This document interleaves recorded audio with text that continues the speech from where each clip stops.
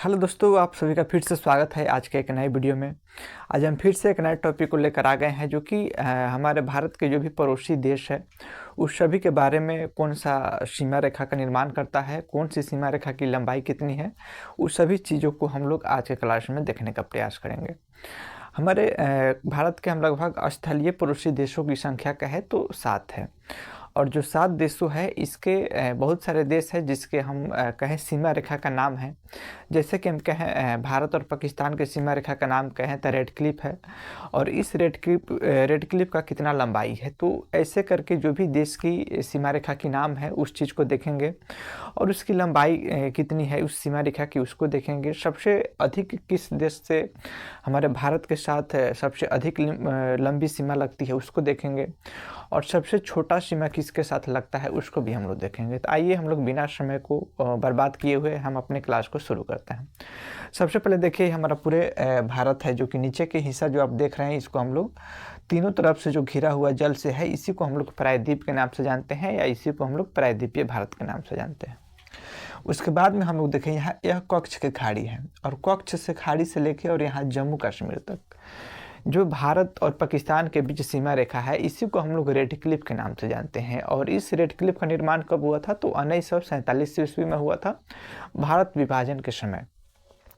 इस सीमा रेखा की हम लंबाई कहें जो कि कच्छ से लेके और जम्मू कश्मीर तक की हम लंबाई कहें तो ये 3323 किलोमीटर यानी 3223 किलोमीटर है इसकी लंबाई, यानी 3323 किलोमीटर किसकी लंबाई है, तो ये रेड क्लिफ की लंबाई है जो किन दो देशों के बीच आता है, तो यह भारत और पाकिस्तान के बीच रेड क्लिफ रेखा आता है।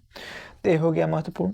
उसके बाद के हम देश कहें तो जस्ट पाकिस्तान के ऊपर के हिस्सा को कहें तो इसी को अफगानिस्तान कहा जाता है।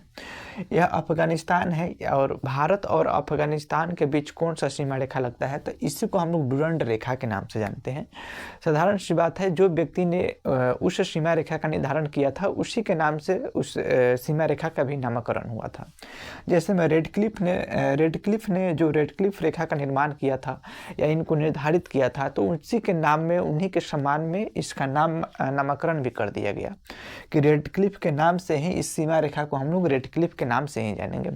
उसी तरह क्या हुआ था, डुरंड नाम के एक व्यक्ति ने भी भारत और अफगानिस्तान के बीच सीमा रेखा का निर्माण किया था तो उसी के नाम से इसका नाम रेड क्लिफ भी पड़ जाता है। तो इसलिए इसका पूछा जाता है कि भारत और अफगानिस्तान के बीच कौन सा सीमा रेखा का निर्माण होता है, तो इसमें कौन सा सीमा रेखा का निर्माण होता है, तो इसमें डुरंड रेखा का निर्माण होता है।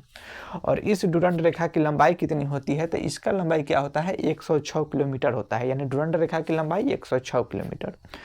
उस अफगानिस्तान के बाद की हम बात कहें तो हमारा देश आ गया चीन, जो कि अभी हमारे भारत के स्थलीय देशों में यह पड़ोसी देश है जो कि भारत के उत्तरी हिस्सा में है।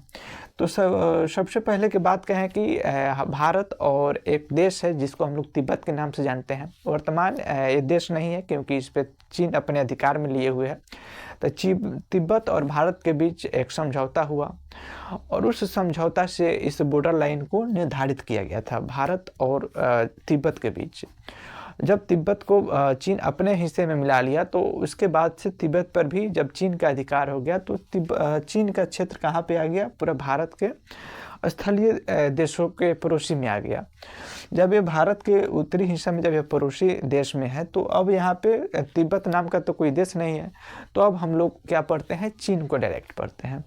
तो भारत और चीन के साथ हम कहें कि जो सीमा रेखा है इसकी लंबाई कितनी है, तो इस सीमा रेखा की लंबाई 3488 यानी 3488 इसकी लंबाई है किलोमीटर में, जो कि हम कहें कि यहाँ जम्मू कश्मीर से लेके और अरुणाचल प्रदेश तक चीन का ही हम कहें कि जो भी लंबाई है जिसका हम लंबाई कहा था कि 3488 किलोमीटर है, जो कि भारत और चीन के सीमा रेखा की लंबाई है। उसके बाद कहें कि यहाँ पे हमारा एक छोटा सा देश है जो कि भारत के भी उत्तरी हिस्सा में आता है। एक काफ़ी पर्वत पठार वाले देश है, पर्वतीय क्षेत्र है, परंतु भारत के उत्तरी हिस्सा में भी पड़ोसी देश है। इसका हम कहें कि एक अंग्रेज़ों ने जिस समय हमारा देश गुलाम था ब्रिटिश के अधीन, उस समय 1816 में एक सुगौली की संधि होता है और उस समय भारत और नेपाल के बीच एक सीमा रेखा का निर्माण किया जाता है और वहीं सुगौली के संधि से जो 1816 में है, उसी से भारत की एक सीमा रेखा का निर्माण किया गया। और इस सीमा रेखा की हम लंबाई कहें तो 1757 किलोमीटर है, जो कि भारत और नेपाल के जो भी बॉर्डर लाइन है उसकी लंबाई है। तो कितना लंबाई है? तो 1757 किलोमीटर है।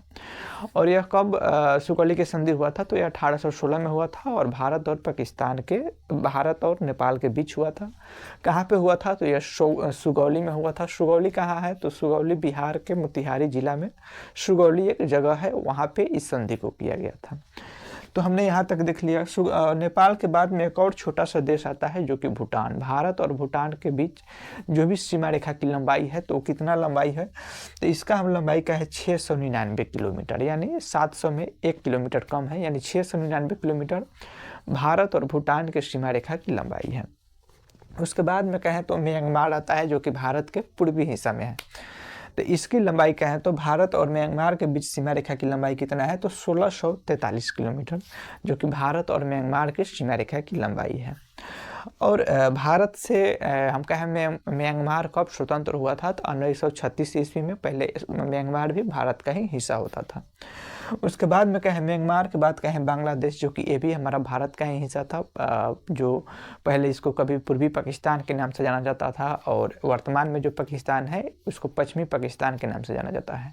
परंतु 1972 में जब यह स्वतंत्र हो गया तो इस समय यह एक देश के रूप दुनिया में यह एक देश के रूप में उभर के आया। और इसकी लंबाई हम कहें तो 4096 किलोमीटर है, जो कि बांग्लादेश के और भारत के स्थलीय सीमा की लंबाई है।